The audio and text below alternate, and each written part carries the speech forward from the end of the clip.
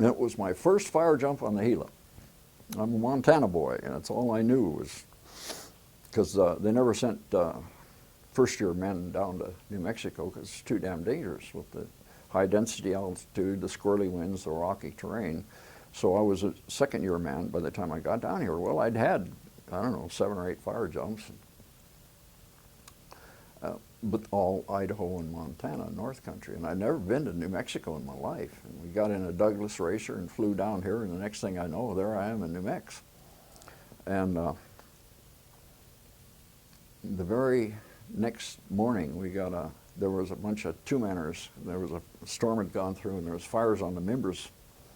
And the ranger up there, he liked smoke jumpers. He was an old Idaho guy, forest ranger, Ted Ingersoll.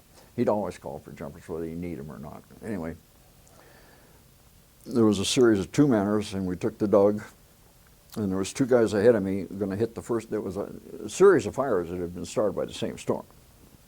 And we got to the first one and dropped the 2 guys off there, jumped that two-manner, then went up to mine, and was another two-manner. It was mid-afternoon. It was just a little piss-ass smoke, because we were on it right away. Hot, quick initial attack. Within 20 minutes of discovery, we were airborne and on it, like we're supposed to be used. So we jumped the damn thing and put it out. It was just no big deal at all, and got the gear out of the timber, and we had it out and controlled and dead out, declared out, mopped up and out by about 7 o'clock at night. We thought, well, what the hell? Let's walk out, because what we could do is we was only about 4 miles from the Mimbers Ranger Station, because we want to get back to town. We knew there was going to be more action, and the quicker we can get back to town, the quicker we can come back on. So it was a full moon. So we said, well, shit, we'll pack out. And of course, then as now, that's a 120-pound pack in moonlight. And back then, we didn't have those sweet-looking rigs you got for backpack deals. We had a thing called a clack frame. It was a little plywood square, rectangular, like yo. And we had a couple of big sacks with us called seamless, beamless sacks. And you put the jump gear and all the crap in those seamless sacks, and you lash that with some canvas mani to this clack frame.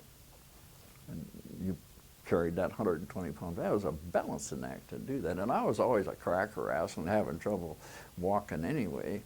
So anyway, the 2 of us were stumbling out by moonlight, and our trail back to the Mimbers Ranger Station took us right past that first fire. So we get down to the first fire, and they had theirs out too, and we decided all 4 of us were going to pack out together to the Mimbers Ranger Station, and by moonlight and that.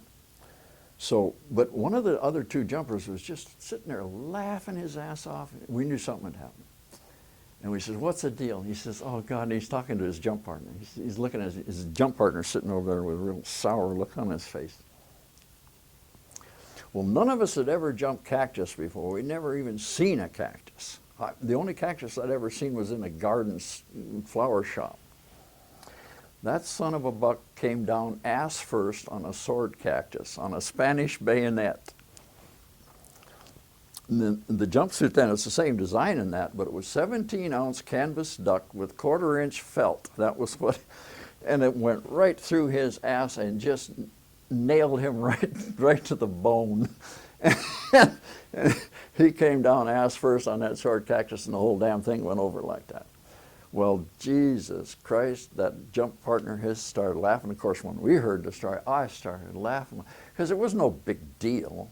I mean, it was a puncture wound, so you're just going to have to ream it out, you know, and put some disinfectant in it. But there's nothing vital back on the back side like that, and it was just painful as hell for that son of a bitch.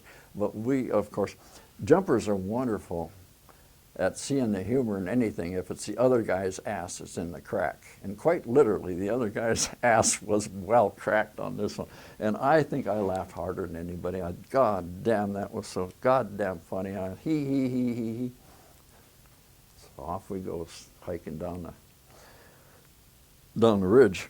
And there was no trail. This was all across country. So I never was too good on my feet, and especially with that 120-pound pack. And I'm walking along and I stumbled.